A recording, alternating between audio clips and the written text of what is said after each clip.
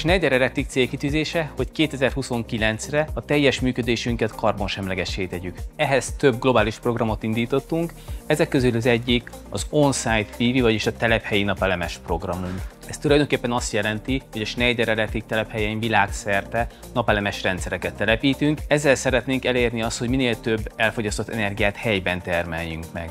Dél-Kelet-Európában ez az első ilyen projektünk, és maga a konstrukció Magyarországon is viszonylag újnak számít.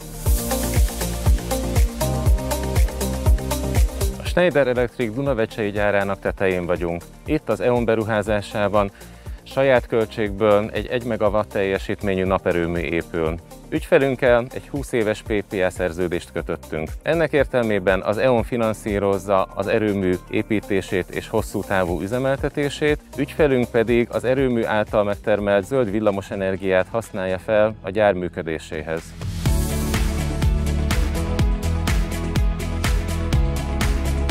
Mi hosszú távon gondolkodtunk, egy olyan partnert kerestünk, akivel 20 éves szerződést köthetünk, aki megbízható, tapasztalt és rendelkezik megfelelő referenciákkal. A projekt során fontos volt az úgynevezett embodied carbon, ami azt jelenti, hogy a kivitelezés során felhasznált anyagok és munkafolyamatok során csökkentsük a karbonkibocsátást. Szigorú műszaki és munkavédelmi előírásokat írtunk ki. Ezen kívül még megemlíteném, hogy az energiaeloszlásban csak is a Schneider Electric technológiai rendszereit lehetett alkalmazni. Ezeknek a kritériumoknak az E.ON mind megfelelt, komplex megoldást nyújt számunkra az zökkenőmentes kivitelezés mellett.